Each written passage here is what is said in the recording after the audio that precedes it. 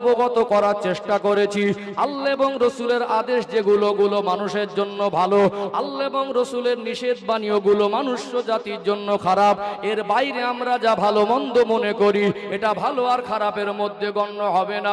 আজকে সমাজের চিত্র দেখবেন, আল্লাহ দয়াময় পুরুষ মানুষকে সমাজের জন্য, সংসারের জন্য, বিশেষ করে একটা পুরুষ একটা সংসারের জন্য বড় নিয়ামত।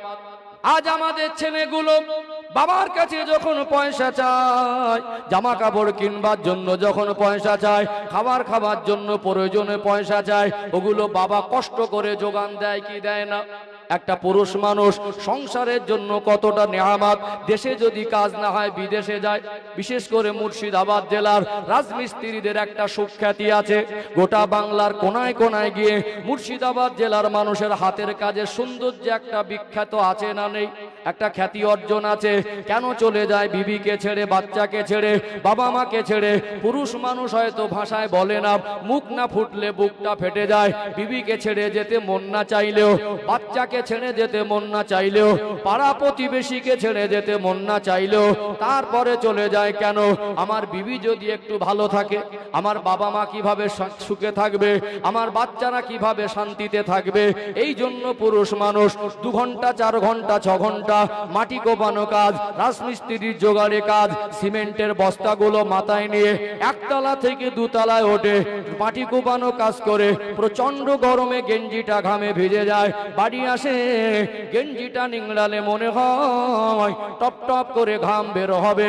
বাচ্চা যদি বলে আমার একটা গেঞ্জি বা জামা দরকার, প্যান্ট দরকার, স্ত্রী যদি বলে কাপড়টা ছিঁড়ে গেছে, ওই ঘাম শুকায় না, গেঞ্জিটা তখনও ভিজে। ওই কষ্টের টাকা দিয়ে বিবিকে একটা কাপড় কিনে দিয়ে, বাচ্চাকে একটা পোশাক কিনে দিয়ে, বিবি বাচ্চা বাবা মা ভাই বোনের আবদার পূরণ করে পুরুষ মানুষটার মনে ওই কষ্টের জন্য যেন একটা সান্ত্বনা হয়ে যায়। পুরুষ মানুষ আল্লাহ সংসারের জন্য নিয়ামত করেছেন না করেন নাই? আজকে বাবা কাজ করে বাড়ি ফিরল, গেঞ্জিটা ঘামে ভিজে 500 টাকা নিল। ওই টাকাটা নিয়ে একটা সাবালক ছেলে চলে গেল। ছেলেটার বয়স 20 বছর। মার্কেটে গিয়ে ব্র্যান্ডেড কোম্পানির একটা প্যান্ট বা জামা কিনলো। কাপড়ের কোয়ালিটির কোনো তুলনা নেই, কোম্পানিটাও ব্র্যান্ডেড। ওই পোশাকটা কিনেছে বাবার হালাল টাকা দিয়ে। ওই পোশাকে যদি কোনো জীবজন্তুরের ছবি থাকে, ওই পোশাকে যদি দুনিয়ার কোনো খেলোয়াড় বা প্লেয়ারের ছবি থাকে, ওই পোশাকটা যদি শরিয়াতের হক আদায় না হয়, সতর ঢাকা না যায়, যত হালাল টাকা হোক, দুনিয়ার মানুষ ওকে যত ভালো বলুক, ওই ভালোর মূল্য কবরের হাসরে কি 1 পয়সা কোনো মূল্য আছে? আছে কি? আজকে আমরা গার্জেন, এত বেহাপনা আমাদের সমাজে বেড়ে গেছে। বাবার সামনে, মায়ের সামনে, সাবালিকা বোনের সামনে একটা 20 বছরের যুবক ছেলে, ওই ছেলেটা হাফ প্যান্ট পরে ঘরে কোন লজ্জায়? শুধু বলেন মায়েদের ওয়াজ করেন, শুধু বলেন হুজুর পর্দা সম্পর্কে ওয়াজ করে কুচে দেন।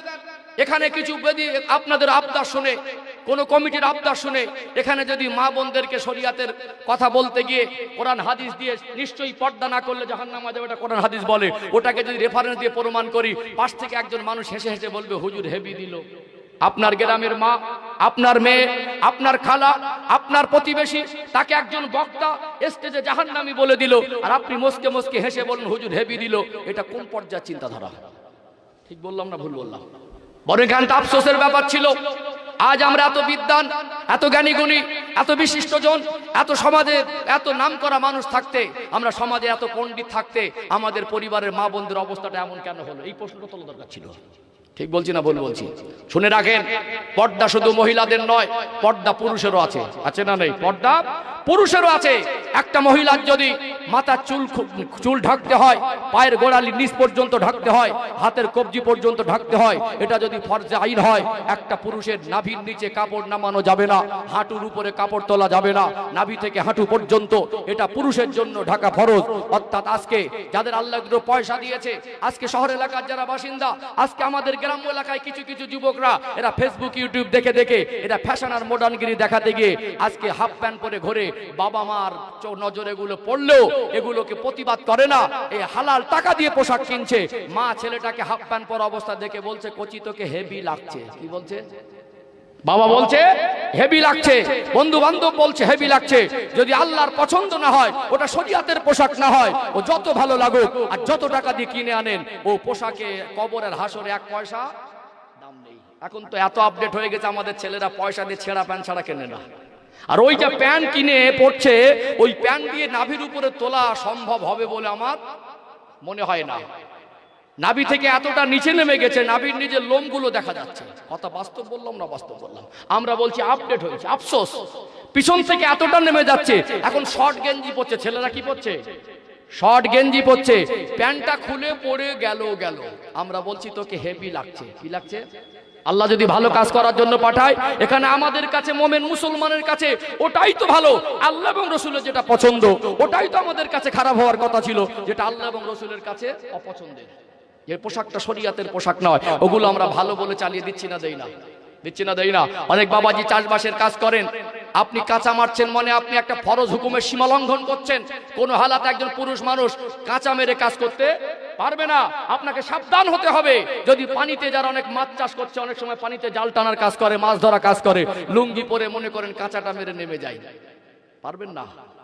আপনাকে এমন একটা পোশাক বানিয়ে নেন কাজের ক্ষেত্রে যেন লাস্টিক বা গার্ডার দেওয়া থাকে, কোন রকমের হাঁটুর উপরে উঠে না যায়। ফরজ হুকুম মানার ক্ষেত্রে প্রত্যেকটা মুসলমান মোমেনকে সতর্ক হওয়া দরকার, আছে না নেই?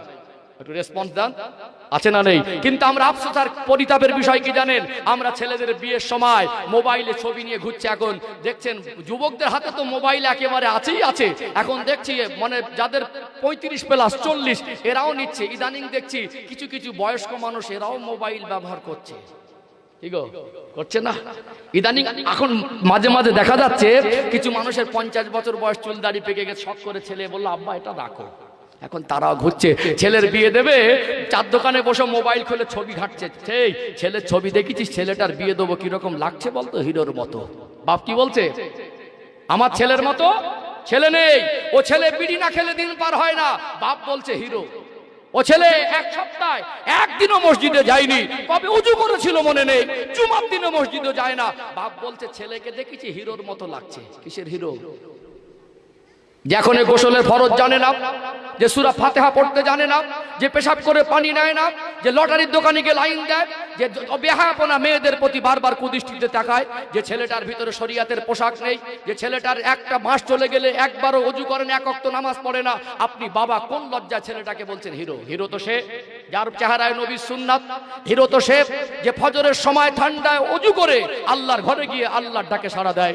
হিরো তো সে দুনিয়ার মানুষ তার বিরুদ্ধে চলে গেলে রাসূলুল্লাহ সুন্নাতকে আঁকড়ে জোরে ধরে, তাকেই বলা হয় হিরো। কথা ঠিক না বেটি?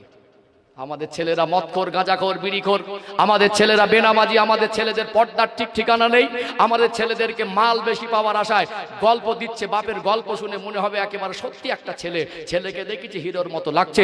ওটা আপনার চোখে হাজারো ভালো লাগুক, ওর জীবনে শরিয়াতের বিধান যদি না থাকে, ওর আদর্শে রাসূলুল্লাহ সুন্নাত যদি বাস্তবায়ন না হয়, ও ভালোর মূল্য কবরের হাসরে 1 পয়সা কোনো মূল্য নেই।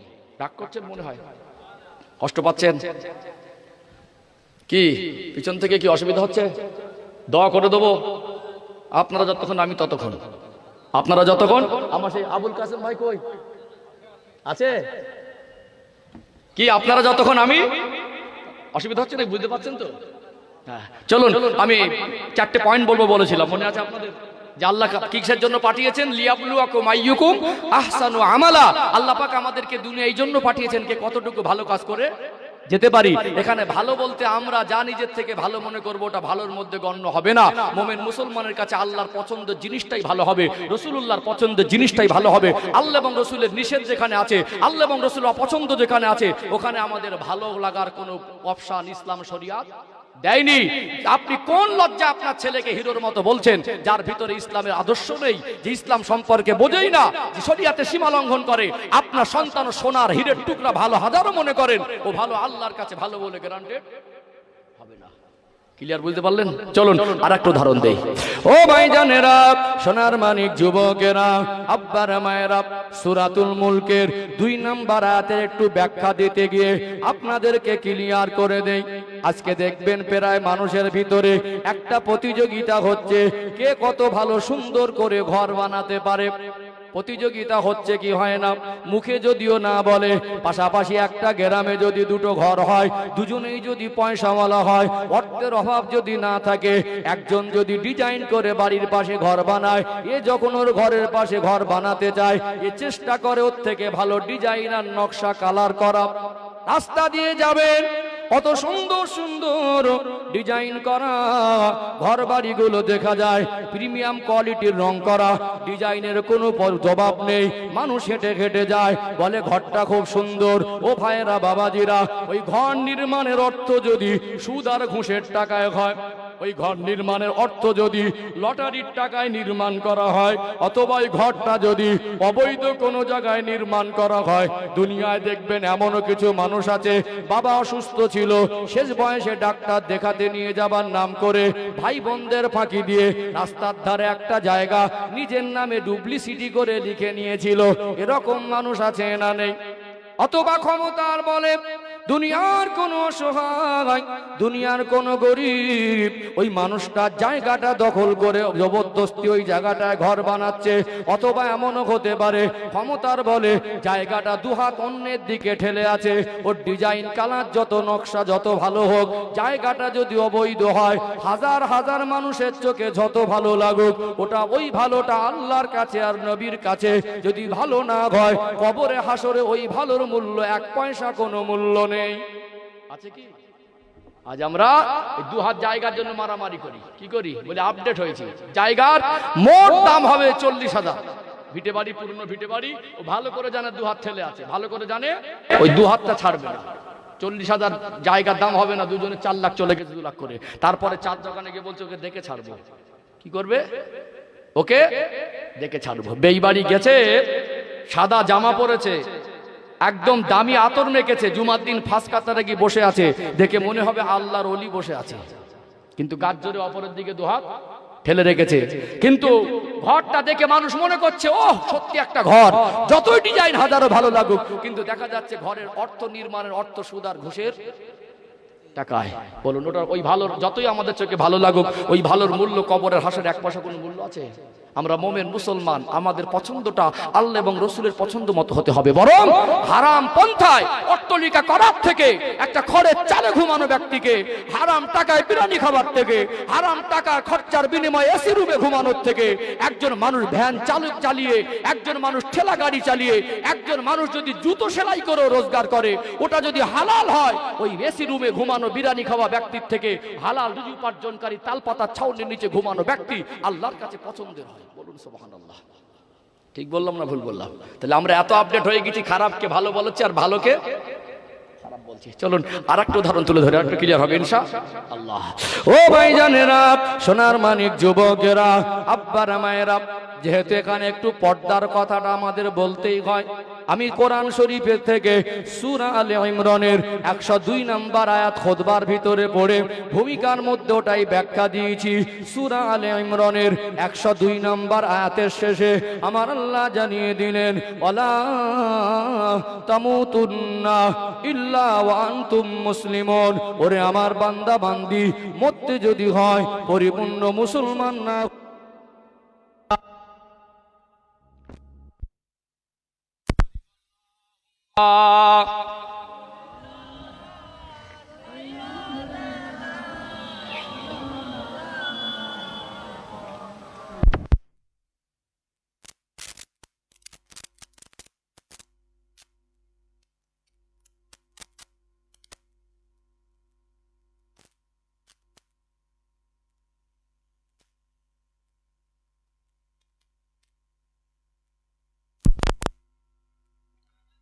ওয়ালা আলি সাইয়্যিদিনা।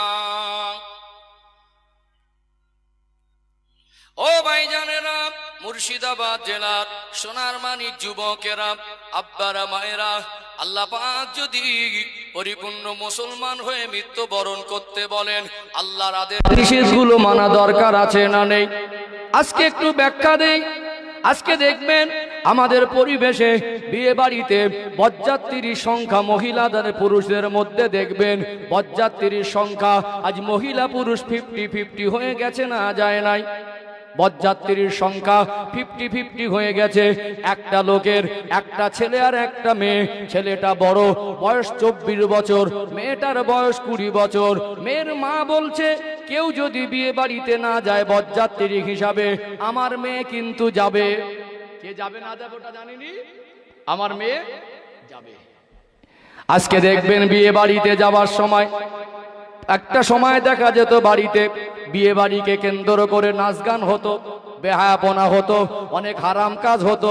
ইমামরা প্রতিবাদ করে, আলেমরা প্রতিবাদ করে, জলসা হুজুররা বেশি বলার পরে হয়তো বাড়িতে গান বাজনা বন্ধ হয়েছে, নাচানাচি বন্ধ হয়েছে, কিন্তু গাড়িতে গান বাজনা বন্ধ হয়নি। বাড়িতে বন্ধ করলেও গাড়িতে কিন্তু বন্ধ হয় নাই। হয়েছে কি, যারা গাড়ি ভাড়া দেয় এরাও চালাক, সব ডিজে লাগিয়ে রেখেছে। হ্যাঁ, মানে রাস্তায় গেলে যদি 5-7টা যুবতী মেয়ে যদি গাড়িতে বসিয়ে দেয়, একবার ড্রাইভার একটু হালকা চালু করে দেবে, জোর করে দাও, হচ্ছে না, হয় না। এখন আমাদের মেয়েরা আপডেট ফ্যাশন আর মডার্নগিরি দেখাতে গিয়ে বাবাকে বলছে বিয়ে বাড়ি, আমি ভাইয়ের বিয়েতে আমি বরযাত্রী হিসাবে যাব, একটা নতুন জামা দরকার, আপনার পছন্দ আমার পছন্দ হবে না। এখন সব আপডেট নতুন মডেল। বাবার কাছ থেকে যদি 4-5 হাজার টাকা নিয়ে নিজে মার্কেটিং করতে গেল, মার মেয়ে ওখানে যাওয়ার পরে একটা আপডেট পোশাক কিনেছে। ওই পোশাকটা যত দামি হোক, ওই পোশাকটা শরীয়তের হুকুমের সীমা লঙ্ঘন হয়ে যায়, পর্দার হক আদায় হয় না। আল্লাহ দয়াময় কোরআনুল কারীমে বললেন, অকরনা ফি বুয়ুতিকুন্না ওয়ালা তাবাররাজনা তাবাররুজাল জাহিলিয়াতিল উলা। ও দুনিয়ার মেয়েরা, ও দুনিয়ার মহিলারা, তোমরা জাহিলিয়াতের যুগের মেয়েদের মতো খোলামেলা উলাঙ্গপনা হয়ে বেহায়ার মতো চলাফেরা করো না। আমার আল্লাহ পর্দার বিধানকে ফরজে আইন করে দিয়েছে, না দেয় নাই? বাবাও জানে, মাও জানে, মেয়েও জানে পর্দার বিধান ফরজ, কিন্তু ওই মেয়েটা একটা আপডেট পোশাক কিনে এনেছে, বিয়ে বাড়ি যাবে, কালকে বিয়ে, আজকে পোশাকটা কিনে এনে একবার পরে দেখছে, টেস্ট করে কেমন লাগে। 50 বছর দাদুর বয়স, দাদুর সামনে গেছে, ওই মেয়েটার মাথা তখন চুল, মাথায় তখন ওড়না নেই, শরীরের সঙ্গে টাইট ফিট একটা পোশাক। আজকে ওই মেয়েটা দাদুকে বলছে, দাদু কালকে তুমি বিয়ে বাড়ি যাবে, তুমিও যাবে আর আমিও যাব, আমাকে কেমন লাগছে? 50 বছর 55 বছর দাদুর বয়স। দাদু ঘেঁষে ফেলে 20 বছরের তরুণী একটা যুবতী, ছেলে হয় পুত্র, ছেলের ছেলে হয় পৌত্র। সাধু ভাষায় যদি শুদ্ধ ভাষায় বলি, ছেলের মেয়েটা হবে পৌত্রী। অনেকে পুতি বলেন আর নাতনি বলেন আর পুতনি বলেন। সাধু ভাষায় শুদ্ধ ভাষায় যদি পৌত্রী সম্পর্কে হয়, গার্জেন হিসাবে একটা দায়িত্ব আছে না নেই?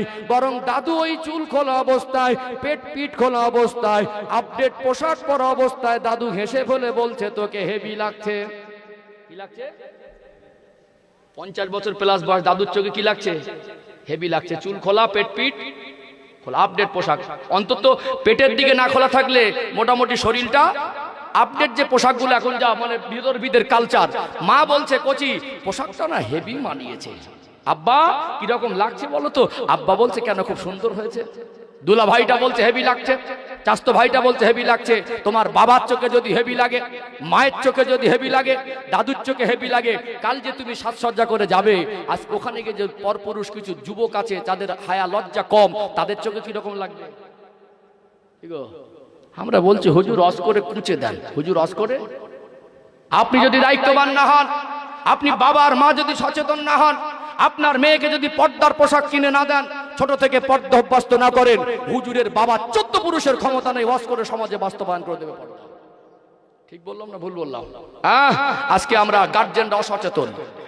আমার যত হালাল টাকা হোক, আমার আপনার চোখে যতই বেশি ভালো লাগুক, মনে রাখবেন আল্লাহর অপছন্দ যেখানে হয়ে যায়, শরীয়তের সীমা লঙ্ঘন যেখানে হয়ে যায়, আমরা ভালো বললে ওটা ভালোর মধ্যে গণ্য হবে না। যেটা বলছিলাম এর ব্যাখ্যা দরকার ছিল। আজকে আমরা প্রকৃত আপডেট হতে পারিনি, আমরা ভালোকে খারাপ বলি আর খারাপকে ভালো বলি। চলুন এই পয়েন্টে এসে আমার অনেক মায়ের এসেছে, এখান থেকে সবক নিতে হবে, এখান থেকে ভালো হওয়ার জন্য উৎসাহিত হতে হবে, উদ্বুদ্ধ হতে হবে, এখান থেকে ভালো হওয়ার প্রতিজ্ঞাবদ্ধ হতে হবে। ইনশাআল্লাহ সমাজে আস্তে আস্তে পরিবর্তন আসবে ইনশাআল্লাহ।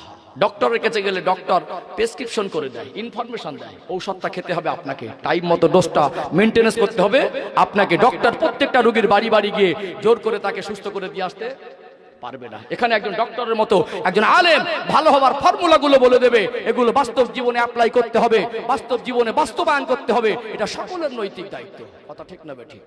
চলুন আরেকটু ক্লিয়ার করি। ও ভাইজানেরা, সোনার মানিক যুবকেরা, আব্বারা মায়েরা, আপনারা জ্ঞানী শিক্ষিত মানুষ, আজকে দেখবেন একটা ছেলের মুখে যদি দাড়ি থাকে, ছেলেটা যদি পাঞ্জাবি আর পায়জামা পরে, ছেলেটা যদি নামাজি হয়, ছেলেটা যদি হালাল রুজি উপার্জনকারী হয়, ওই ছেলেটা যদি দিনদার হয়, ওই ছেলেটার আদর্শ যদি ভালো হয়, হয়তোবা ছেলেটা হাফেজ মাওলানা নাইবা হলো, তারপরে জেনারেল শিক্ষিত ছেলেদের মধ্যে অনেক নামাজি মুসল্লি সৎ যুবক আছে না নেই? আছে না নেই? যদি ওই ছেলেটার ভালো গাড়ি আর বাড়ি না থাকে, ছেলেটার রোজগার ইনকাম যদি ভালো না থাকে, যতই আল্লাহর কাছে প্রিয় বান্দা হোক, ওর আদর্শ যত ভালো হোক, গাড়ি বাড়ি আর সুন্দর যদি টাকা পয়সার রোজগারের মাধ্যম না থাকে, আজকে মেয়ের বাবা একটা আদর্শবান ছেলের হাতে মেয়ে তুলে দিতে চায় না।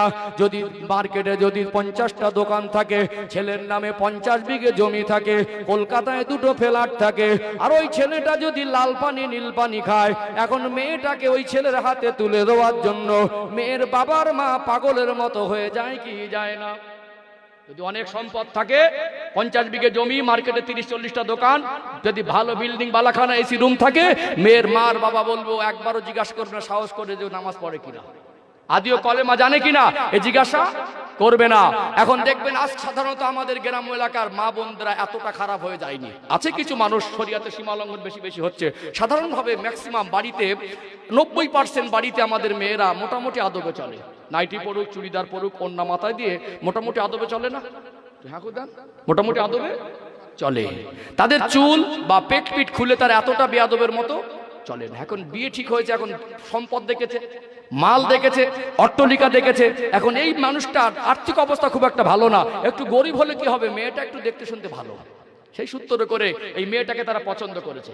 বিবাহের দিনে দেখা যায় এখন সব আপডেট, তারা বলছে আমাদের বৌমাকে কিভাবে সাজিয়ে নিয়ে আসতে হয়, আমরা সাজিয়ে নিয়ে আসবো। বিউটি পার্লার থেকে লোক চলে আসছে মেয়ের বাড়িতে। কিসের বাড়িতে? মেয়ের বাড়িতে সাজানো কাজ চলছে, সাজানো হলো, তারপরে চেয়ার ভাড়া করে মানে মেয়ে আর ছেলেকে পাশাপাশি স্বামী স্ত্রীকে বসিয়ে দেওয়া হলো।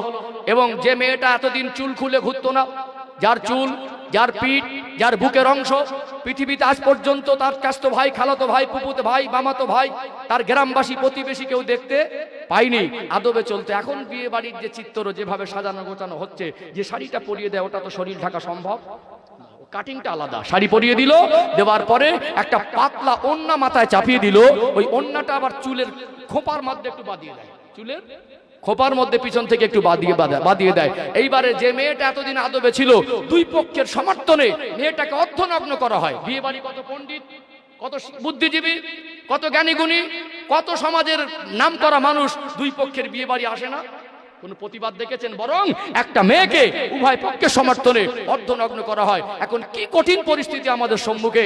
আজকে আমাদের বিয়ে বাড়িগুলো চিত্র দেখবেন, ছেলে মেয়েগুলো ওই সাজানো গোছানো অবস্থায় মেয়েটাকে অর্ধনগ্ন করে, এতদিন যে পর্দা তার ছিল সেই পর্দাটা আজকে তাকে খুলে দেওয়া হলো। এইবারে ছবি নিয়ে ফেসবুকে মানে ঢালাও ভাবে ফেসবুকে পোস্ট হচ্ছে। সেদিন তার গ্রামবাসী বলছে মেয়েটাকে না হেভি মানাচ্ছে। কি মানাচ্ছে? সাজিয়ে তোকে খুব ভালো লাগছে, মানে নিজেরাও দেখলো, ফেসবুকে জনগণকে দেখানো শুরু করে দিল।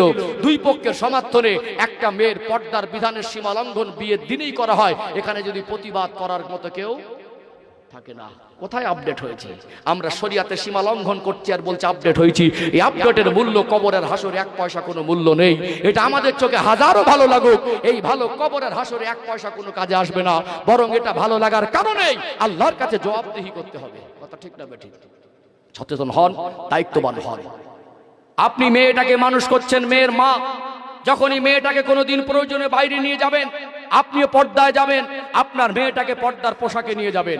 আপনি বাবা, আপনি হালাল টাকা রোজগার করে আপনার মেয়েকে এমন পোশাক কেন কিনে দেবেন যেটা শরীয়তের সীমা লঙ্ঘন হয়? এমন পোশাক কিনে দেবেন না যাতে পর্দার সীমা লঙ্ঘন হয়। বাবা দায়িত্ব পালন করুক। আজকে আমাদের সমাজে দুটো পয়সা হয়ে গেলে সবাইকে না, আমি আল্লাহ মাফ করুক, সবাইকে এক পাল্লায় তুলি না।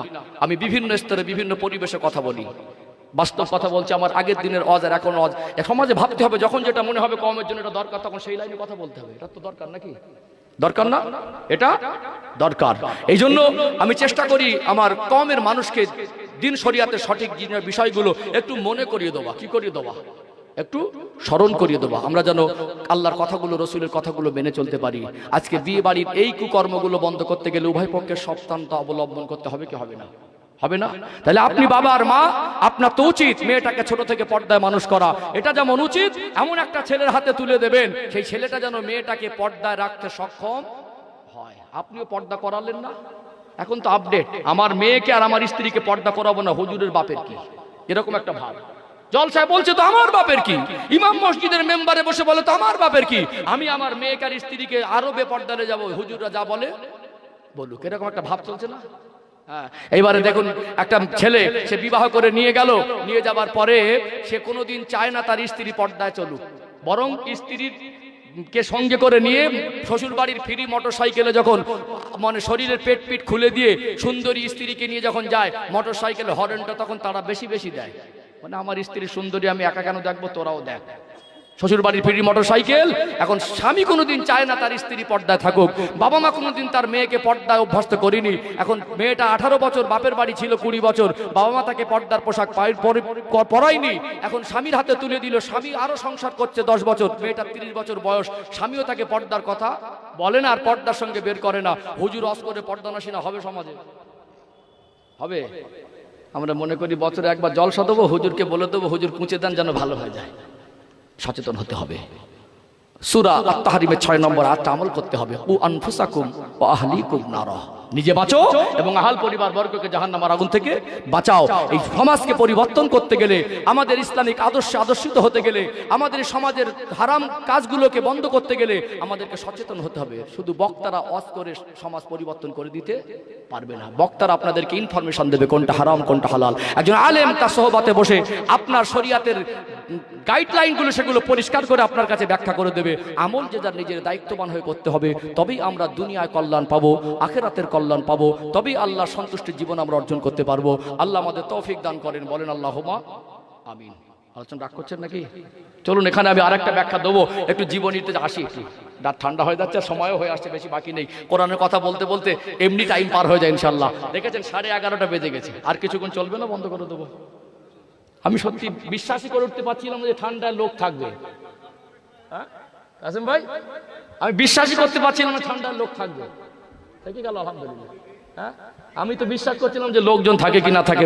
চলুন একটা আসছি আসছি, দাঁড়ান।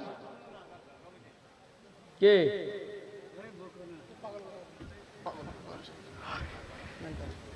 চলুন আমি একটু জীবনীর মূল ঘটনা একটু আসি, সব দিকটা বোঝা থাকে ইনশাআল্লাহ। একটু তাকবীর দেন, নারে তাকবীর, আর একটু প্রাণ ভরে আওয়াজ দেন, নারে তাকবীর। আলোচনা বুঝতে পারছেন? একজন ইমানদারের জীবন কেমন হয়, একজন ইমানদার মানুষ কেমন আল্লাহকে সন্তুষ্ট করেন, একটু তাদের জীবন আদর্শ তুলে ধরি ইনশাআল্লাহ। ও ভাইজানেরা, সোনার মানিক যুবকেরা, আব্বারা মায়েরা, এই দুনিয়া জমিনে আল্লাহ দয়াময় যুগ যুগ ধরে নবী রাসূল পয়গম্বর আলাইহিস সালাম দিগকে পাঠিয়েছিলেন। এই পৃথিবীর জমিনে বহু নেককার পরেশগার আল্লাহওয়ালাদের আগমন ঘটেছে।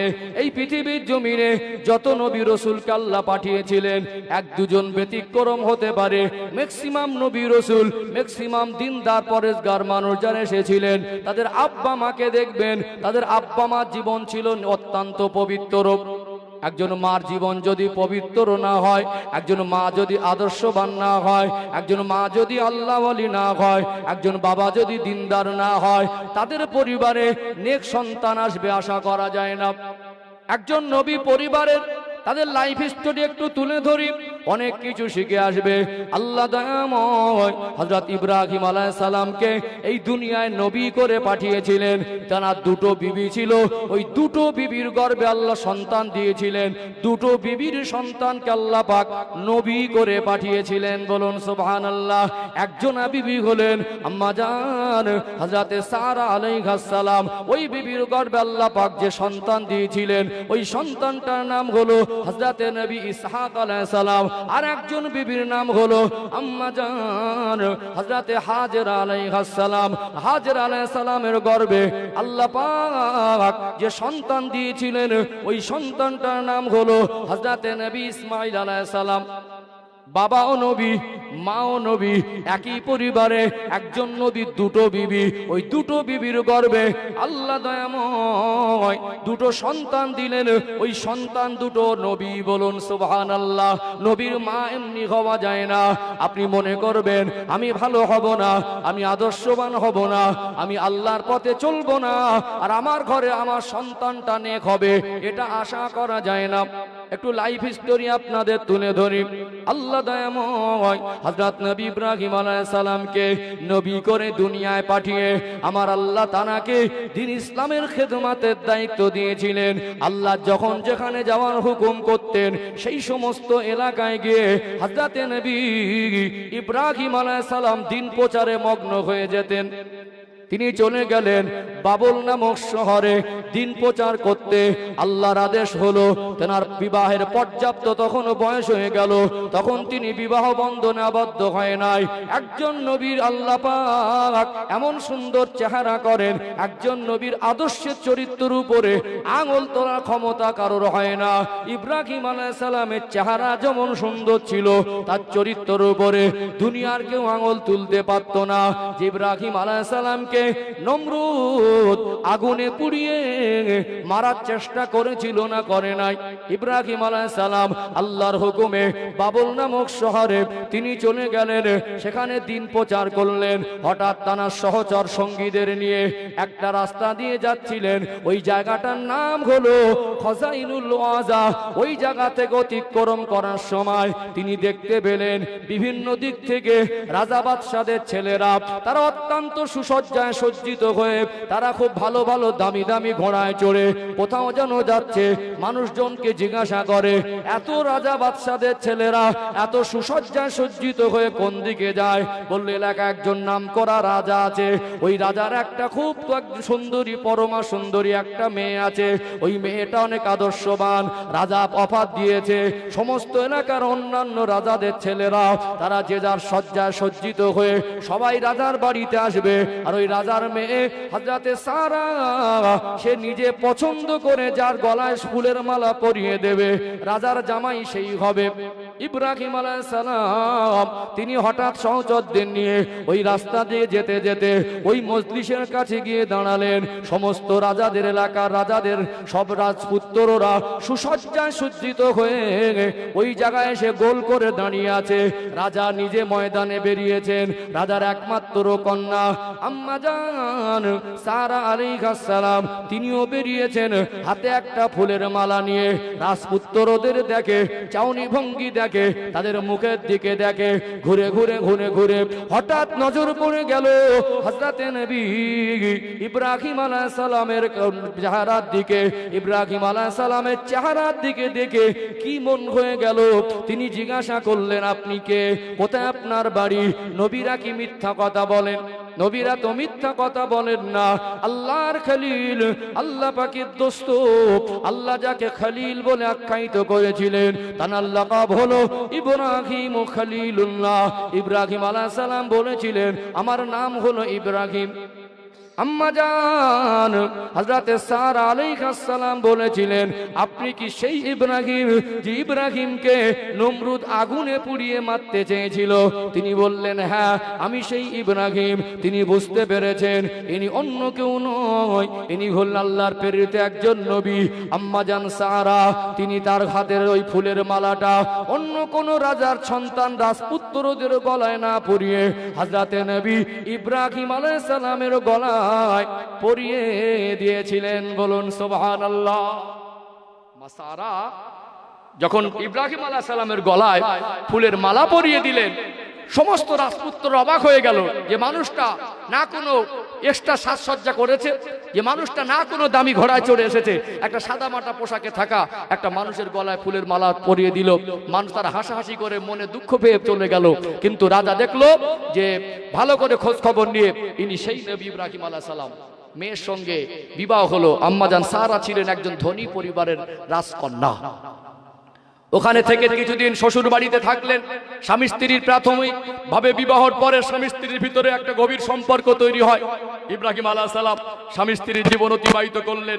দীর্ঘদিন কিছু সময় অতিবাহিত হওয়ার পরে আল্লাহ ইব্রাহিম আলাইহিস সালামকে ওহী করে বললেন, হে আমার নবী ইব্রাহিম, আপনি চলে যান শাম দেশে গিয়ে দ্বীনের দাওয়াত দেন। অতএব শাম দেশে বাবল থেকে শামে যেতে গেলে মিশরের উপর থেকে যেতেই হতো। আর তদানীন্তন সময় মিশরের একজন বাদশা ছিল, যে বাদশার কাজ ছিল এলাকার সমস্ত সুন্দরী মেয়েদেরকে তার কাছে একটা পার্সোনাল কক্ষে, একটা রুমে নিয়ে গিয়ে সে তাদের সঙ্গে শারীরিক সম্পর্কে লিপ্ত হতো, অর্থাৎ ধর্ষণ বলা যেতে পারে, বা একটা ব্যভিচারে লিপ্ত হতো। এই জালেম বাদশা ছিল, এর কাজ ছিল এই নারী লোভী বাদশা, সুন্দরী সুন্দরী নারী অন্য কোন এলাকা থেকে যখন ওই রাস্তা দিয়ে যেত, বিভিন্ন রাস্তায় তার লোক লস্কর লাগানো থাকতো, ওই সুন্দরী রমণীকে আটক করে সে পার্সোনাল কক্ষে নিয়ে গিয়ে তার সঙ্গে সময় কাটাতো। ইব্রাহিম আলাইহিস সালাম জানতেন মিশরের উপর থেকে ওই জালেম বাদশার এরিয়া পার করে আমাকে যেতে হবে। আম্মা জান সারাকে বললেন, আপনি আমার সঙ্গে যাবেন, আল্লাহর হুকুম হয়েছে, আমি তো আপনাকে নিয়ে যেতে পারবো না, এলাকাটা অত্যন্ত খুব জটিল একটা পরিস্থিতি চলছে, আপনাকে নিয়ে যাওয়াটা নিরাপদ বলে আমি মনে করছি না, আপনি থেকে যান। আম্মা জান সারা বললেন, আল্লাহর নবী ইব্রাহিম আলাইহিস সালাম, আমি আপনাকে এতটাই ভালোবেসে ফেলেছি, যা আছে দেখা যাবে, আমি আপনাকে ছেড়ে থাকতে পারবো না। মোমেন মুসলমান কার উপরে ভরসা করে? কার উপরে? আমাদের আল্লাহর উপরে ভরসা আছে? কতটা আছে? লটারি কাটে কারা? লটারি চলে দিকে? লটারি চলে? রুজির মালিক কে? আল্লাহ। মুখে বলছি, বন্ধনের থেকে, ব্যাংক থেকে লোন নিচ্ছে কারা?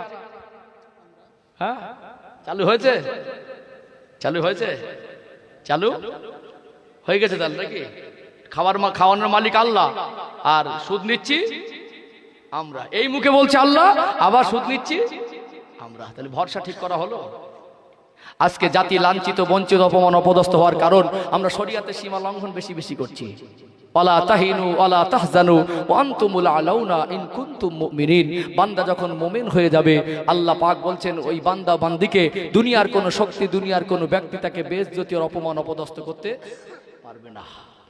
ও ভাইজানেরা, সোনার মানিক যুবকেরা, আব্বারা মায়েরা, আল্লাহ নবী হযরত ইব্রাহিম আলাইহিস সালাম আম্মা জান সারাকে বোঝাতে লাগলেন, মিশরের উপর থেকে আমাকে শামে যেতে হবে, অর্থাৎ মিশরের একজন নারী লোভী জালেম বাদশা আছে, তার কাজ হলো কোন সুন্দরী রমণী যদি নজরে পড়ে বা নতুন কেউ বিবাহ করে আনলো, ওই নতুন বিবাহ করার পরে স্ত্রীটাকে প্রথম রাতের জন্য বাদশার ঘরে রেখে আসতে হবে। এরকম একটা জালেম বাদশা ওই এলাকা থেকে যখন আমি অতিক্রম করব, আপনাকে নিয়ে যাওয়াটা নিরাপদ মনে হবে না। আম্মা জান সারা বললেন, আমি আপনাকে ছেড়ে থাকতে পারবো না। একজন নবী, তার ইমানে কোনো ঘাটতি থাকে না। এক সময় স্বামী স্ত্রী পরামর্শ করলেন, আল্লাহর উপরে ভরসা করে আমরা বেরিয়ে যাব, আল্লাহ হেফাজত করার মালিক। ওমাইয়া তাওয়াক্কাল আলাল্লাহি ফাহুয়া হাসবু।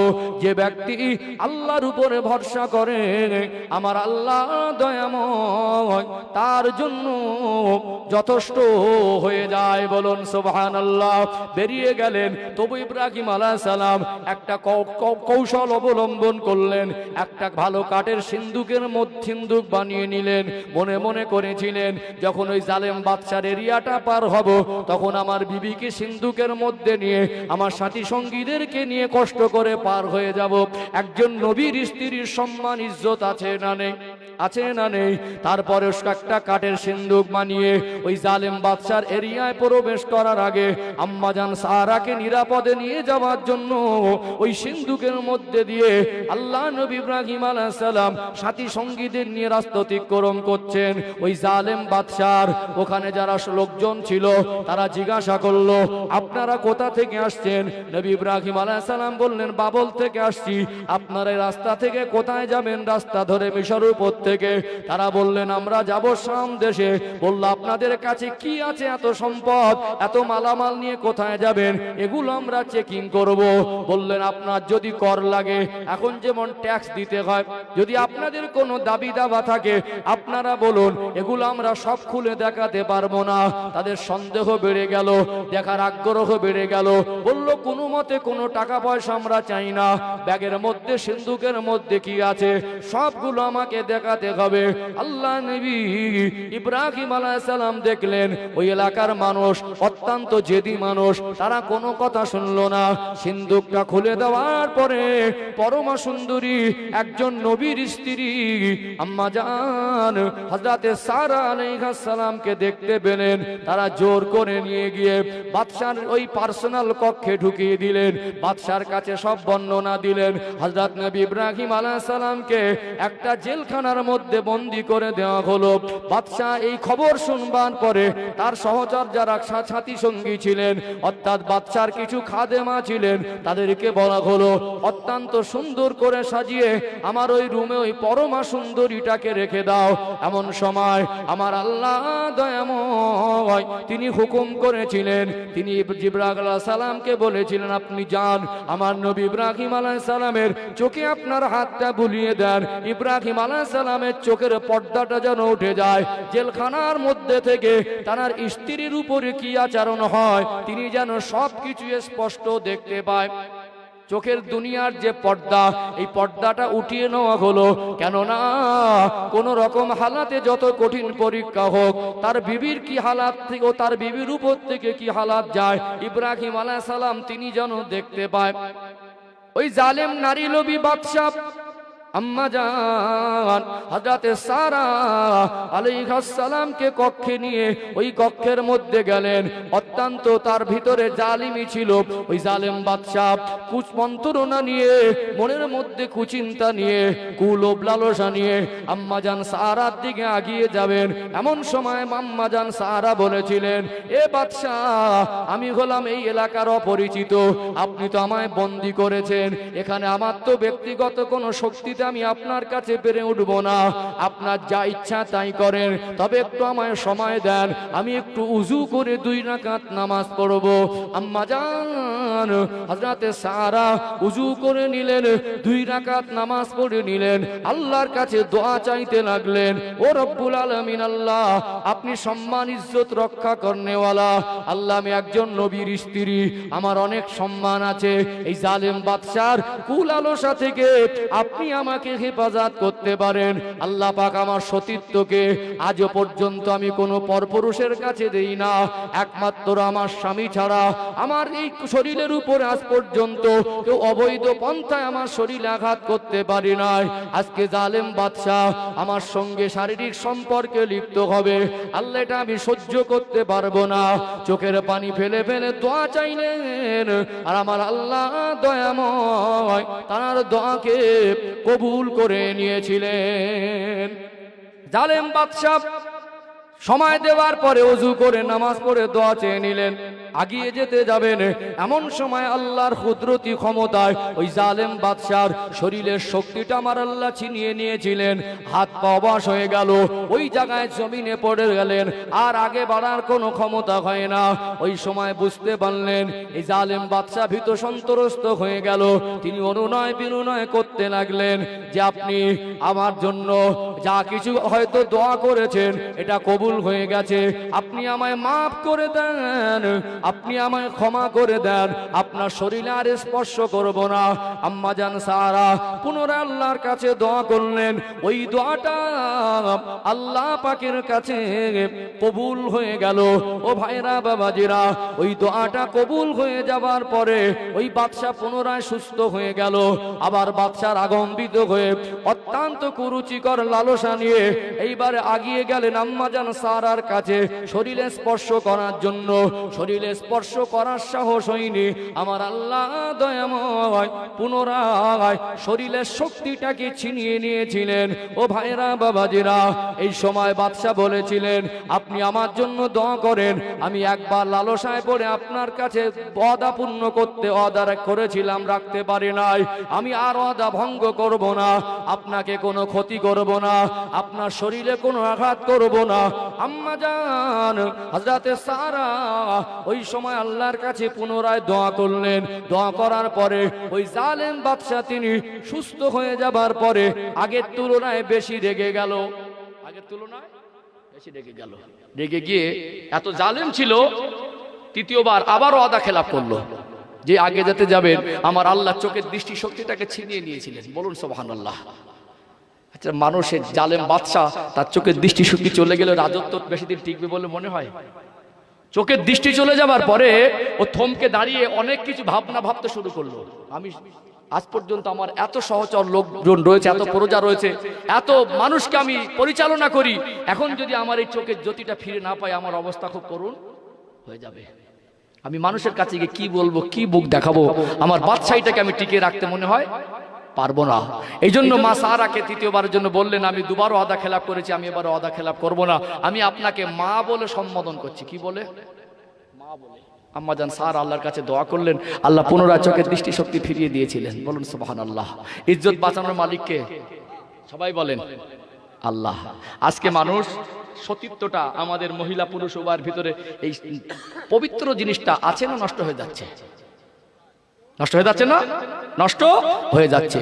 আমাদের মা বোনদের ভিতরে এমন একটা খারাপ পরিবেশ চলে এসেছে, সাজসজ্জা করতে পারে যাবতীয় স্বামীর জন্য। কার জন্য? স্বামীর জন্য। কিন্তু স্বামীর জন্য সাজসজ্জা করে না।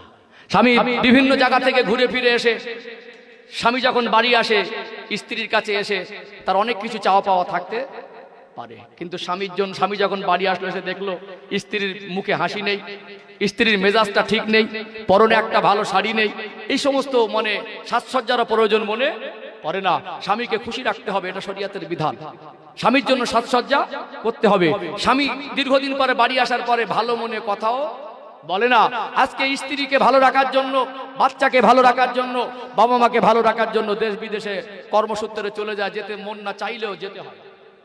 তারপরে বেশি দিন থাকা উচিত নয়, এটা শরিয়াত। বেশি দিন খুব চুলচেরা শ্রেণীর বিশ্লেষণ আমি যাচ্ছি না, এক কথায় বুঝে নেন। আপনি